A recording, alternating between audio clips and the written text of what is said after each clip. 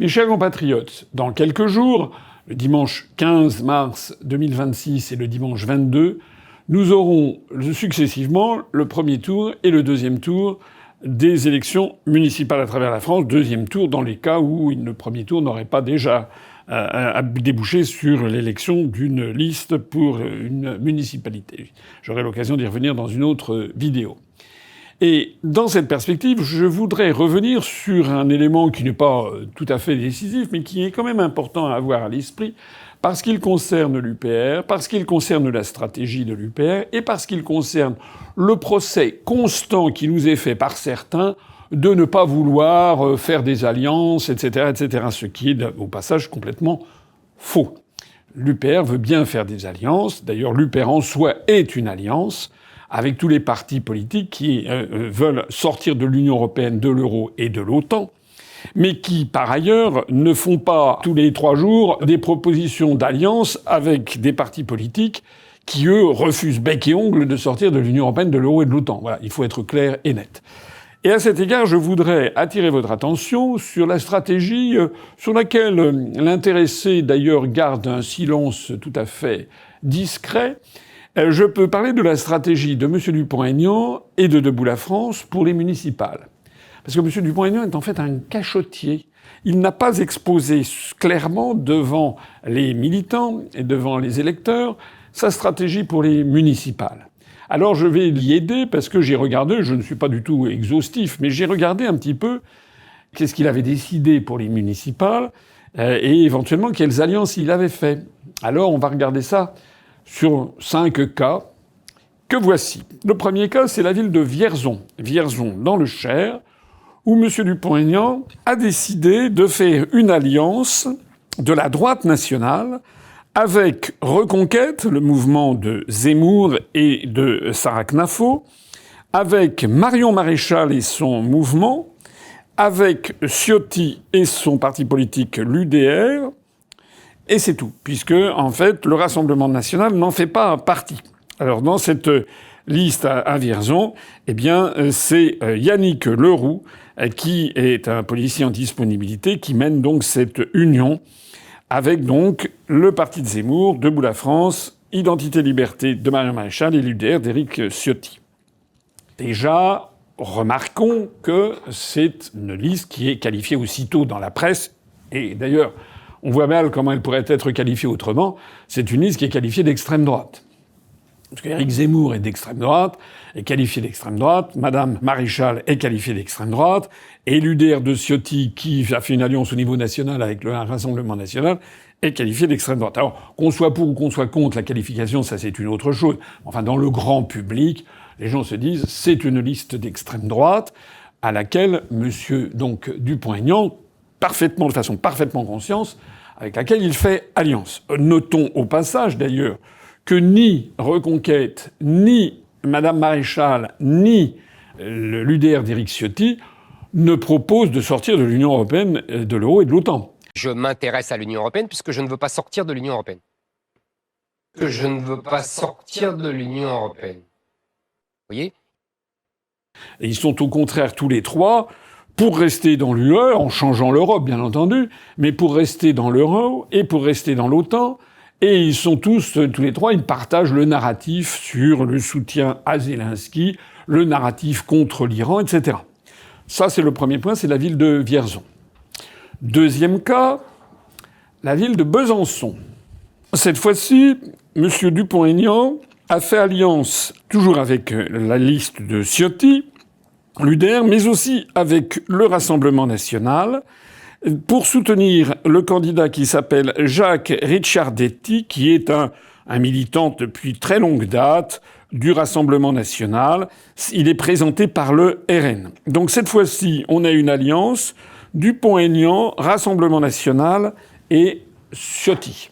Exactement comme précédemment, c'est une liste qualifiée d'extrême droite et c'est une liste où Dupont-Aignan fait alliance avec le RN et l'UDR, c'est-à-dire le parti de Madame Le Pen et de Monsieur Bardella, Cette alliance qui est, je le rappelle, absolument contre la sortie de l'Union européenne, contre la sortie de l'euro, contre la sortie de l'OTAN, qui soutient Zelensky, qui soutient l'agression américano-israélienne en Iran, etc., etc. Troisième exemple, le cas de Nice. Je tourne un petit peu dans le sens des aiguilles d'une montre. Dans le cas de la ville de Nice, Dupont-Aignan a décidé de faire alliance, là aussi, avec Ciotti, donc de l'UDR, avec le Rassemblement national, qui soutient la liste Ciotti contre Estrosi à Nice, et puis contre un candidat Reconquête, parce qu'il y a un candidat Reconquête qui se présente à Nice contre Ciotti. Donc, cette fois-ci, Dupont-Aignan fait alliance avec le RN contre Reconquête. Et d'ailleurs, vous pouvez remarquer, avec les coupures de presse que je vous présente, que cette alliance, à Nice comme à Vierzon ou comme à Besançon, n'est pas une alliance confidentielle. Il s'agit bien d'une alliance avec un des partis qui se regroupent et les électeurs sont prévenus que c'est une alliance d'extrême droite. On continue toujours dans le sens des aiguilles du montre et on en arrive au quatrième cas qui est celui de Toulouse. Alors Toulouse, changement de décor. Là, il s'agit d'une alliance de Dupont-Aignan avec Reconquête, le parti d'Éric Zemmour, et contre le RN, puisqu'il y a un candidat RN Ciotti. Donc cette fois-ci, c'est un changement d'alliance. C'est le contraire exact de ce que l'on peut voir à Besançon ou à Nice, c'est-à-dire que là, à Nice, Dupont-Aignan est avec le RN Ciotti contre Reconquête. À Toulouse, il est avec Reconquête contre RN Ciotti. Oh, il en est d'ailleurs au point que, alors ça c'est intéressant à regarder de près, c'est que c'est pas une alliance totalement de circonstance. D'une part, le secrétaire départemental de Debout la France se trouvait, donc du parti de Dupont-Aignan, se trouvait être le numéro 3 sur cette liste Reconquête. Et il n'en fait pas du tout mystère d'ailleurs, puisqu'il s'appelle Franck Bouteau, regardez ses coupures de presse. Franck Bouteau de Debout la France a rejoint la liste La Reconquête de Toulouse, qui est conduite par monsieur Arthur Cottrel. Donc vous voyez ici, il y a même des affiches avec Reconquête et Debout la France à la Reconquête de Toulouse. Ce qui est intéressant de noter d'ailleurs, c'est que monsieur Bouteau, le secrétaire départemental de Debout la France en Haute-Garonne, occupera la 3e place, et comme ce sont des listes avec la mixité, c'est-à-dire qu'il est juste après la tête de liste Reconquête qui est Arthur Cottrel, il occupera donc cette 3e place qui lui permettra probablement d'être élu. Et il est non moins intéressant de regarder ce que l'on trouve sur le site du parti Reconquête d'Éric Zemmour et de Sarah Knafo à Toulouse. On y voit notamment les déclarations d'Arthur Cottrel que vous pouvez lire ici, qui précise que cette union est celle de la sincérité. Quand l'essentiel est en jeu, la sécurité, la prospérité et l'avenir de nos enfants, les valeurs que nous partageons doivent l'emporter sur les étiquettes. Donc c'est un premier point. Je note qu'il n'est pas du tout question de la souveraineté, de l'indépendance nationale. Il est question de la sécurité, de la prospérité, de l'avenir des enfants. Et je note surtout les déclarations de Franck Bouteau, le secrétaire départemental du parti de Dupont-Aignan, qui a déclaré « Le soutien de Debout la France à la liste menée par Arthur Cottrel se situe dans la nécessaire convergence des forces patriotiques pour les échéances électorales présentes et futures. » Présentes et futures. Ah, ça veut dire quoi? Ça veut dire ce que ça veut dire.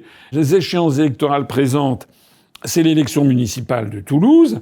Les élections futures, tout le monde a compris, c'est l'élection présidentielle de 2027 et les élections législatives qui lui feront suite.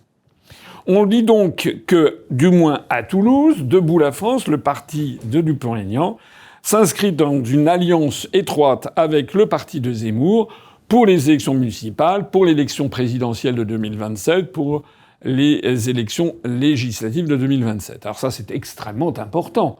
Vous voyez bien qu'il n'est pas uniquement question d'une élection locale, il s'agit d'un choix politique de première magnitude. Or, je rappelle, encore une fois, que Reconquête, le parti de Zemmour et de Knafo, refuse absolument la sortie de l'Union européenne, la sortie de l'euro et la sortie de l'OTAN. Et puis on va continuer et achever ce tour de piste. Je ne veux pas vous accabler. Je n'ai pas eu d'ailleurs le temps, et puis à vrai dire j'ai d'autres choses à faire. Je n'ai pas eu le temps de rechercher, mais il est tout à fait probable que l'on trouve dans France d'autres cas. J'ai trouvé un 5e cas, qui est à Chartres, où cette fois-ci M. Dupont-Aignan est allé d'ailleurs sur place soutenir un candidat qui s'appelle Mathieu Brétillard, qui a fait une alliance Union des droites. Alors ça c'est un cas un peu différent encore. Mathieu Brétillard se présente comme étant sans étiquette et regroupant autour de lui l'Union des droites, et il a autour de lui le Rassemblement national, le Reconquête et Dupont-Aignan. Donc Nicolas Dupont-Aignan a fait le déplacement en visite à Chartres, vous le voyez sur cet article de l'Écho républicain, qui a donné d'ailleurs beaucoup de retentissement à ce déplacement de M. Dupont-Aignan. Et M. Brétillard, qui invoque le gaullisme au passage, il a raison d'invoquer le gaullisme, mais le problème c'est que il est quand même en alliance et il recueille sur sa liste eh bien, des gens de Reconquête et des gens du RN. Il paraît qu'il a même aussi quelques anciens sympathisants chevènementistes dont il se prévaut, mais c'est d'ailleurs un peu contradictoire avec l'Union des droites. En attendant, il a donc une union avec des sympathisants du RN et de Reconquête qui refusent la sortie de l'UE, de l'euro et de l'OTAN. Et en fait, son programme, si on lit dans le détail, c'est un programme de droite très très dur. Mathieu Brétillard, fermeté, armement et référendums locaux. Mathieu Brétillard, je lis la presse, je lis l'Écho républicain. Mathieu Brétillard porte l'un des programmes les plus fermes en matière de sécurité. Sa liste à Chartres, tous unis avec l'Union des droites, repose sur un rassemblement de forces politiques variées à droite, etc., etc. Et il précise que son objectif, c'est d'avoir un nouvel hôtel de police, d'armer la police municipale, etc., etc. Voilà. J'arrête ici mon tour de France parce que je n'ai pas, encore une fois, j'ai pas eu le temps de regarder tout. Je suppose qu'il doit y avoir ici ou là, dans d'autres municipalités, des alliances avec Dupont-Aignan et puis qui en fait?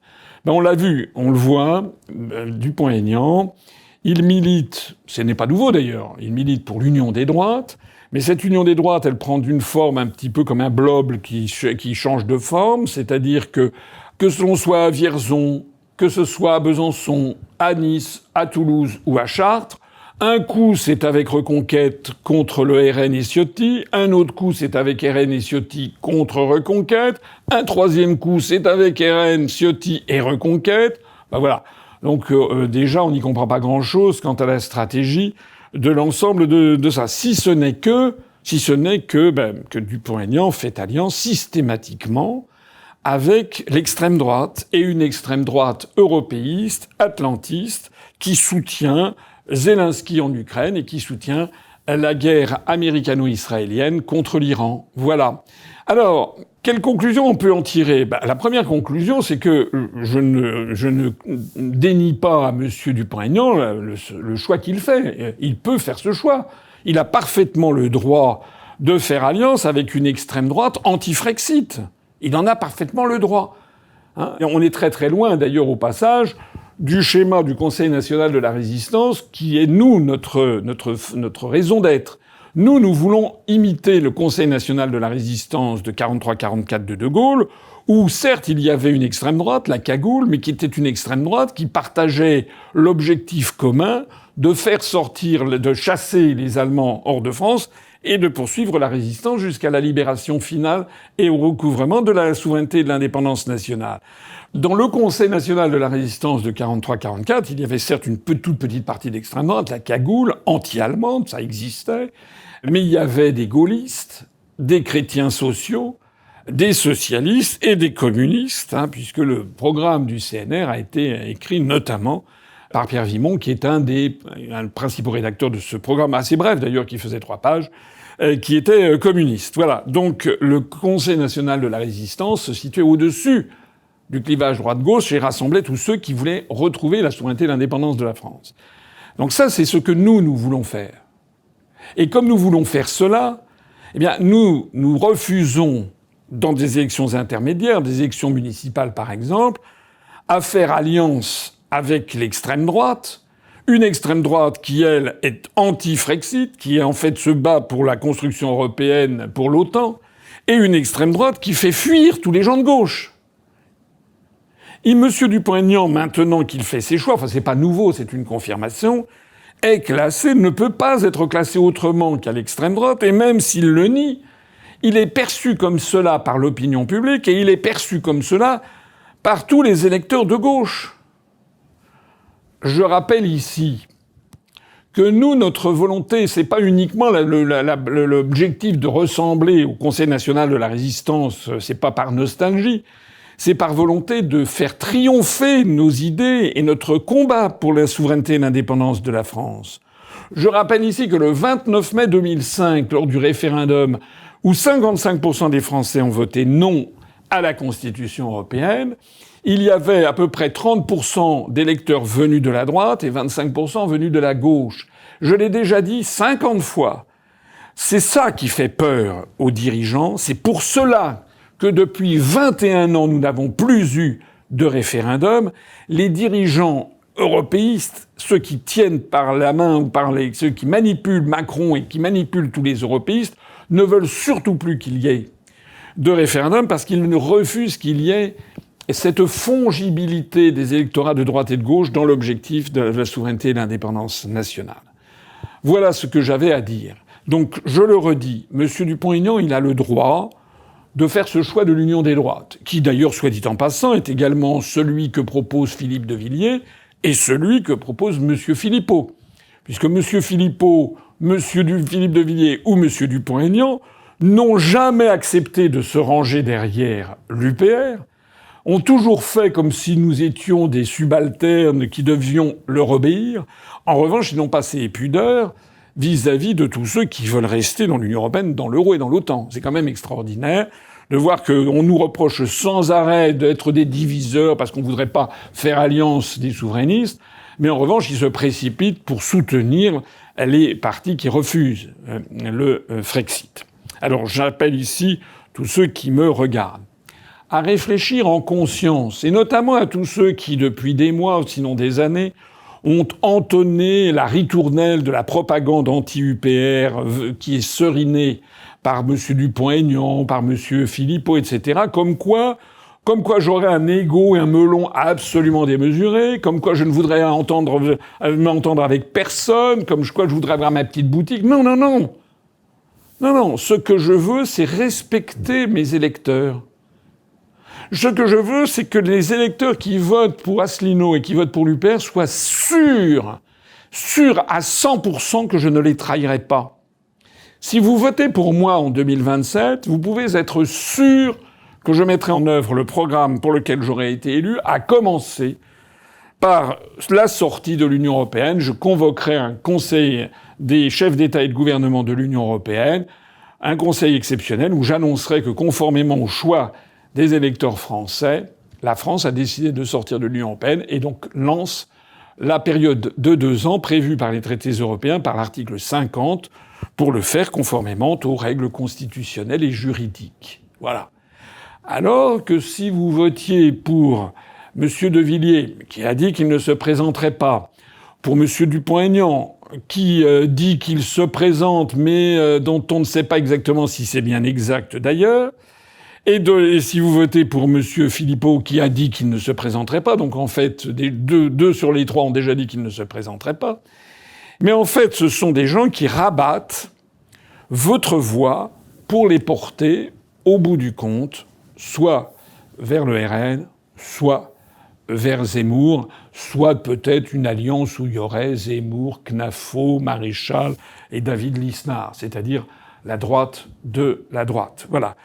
Il faut que les choses soient claires. Ils ont parfaitement le droit d'avoir cette stratégie. En revanche, ce qu'ils n'ont pas le droit, c'est de faire comme si nous étions des sgrognonieux qui ne voulions pas nous entendre. Nous ne faisons pas des alliances d'appareil avec des partis dont l'objectif est le contraire exact de ce que nous recherchons.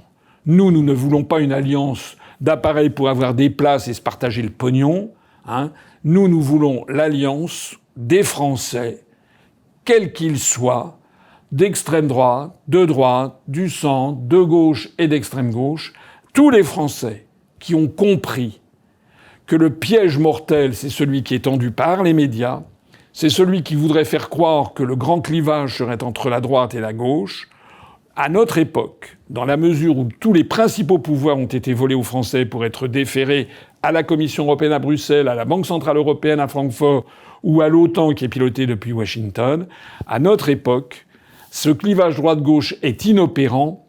Il retrouvera sa validité lorsque nous aurons recouvré notre souveraineté et notre indépendance nationale, ce qui impose d'être extrêmement vigilant et de ne jamais prendre quelque décision que ce soit qui offusque soit l'un camp, soit l'autre. Nous devons tous nous focaliser sur les élections de 2027, la présidentielle et les législatives, où vous pourrez compter sur moi, à la présidentielle comme aux législatives, pour vous proposer le vrai et seul programme de souveraineté et de libération nationale. Vive l'indépendance de la France. Merci de soutenir l'UPR pour continuer le travail d'émancipation entrepris depuis 18 ans par François Asselineau. Vos dons sont essentiels, votre mobilisation aussi.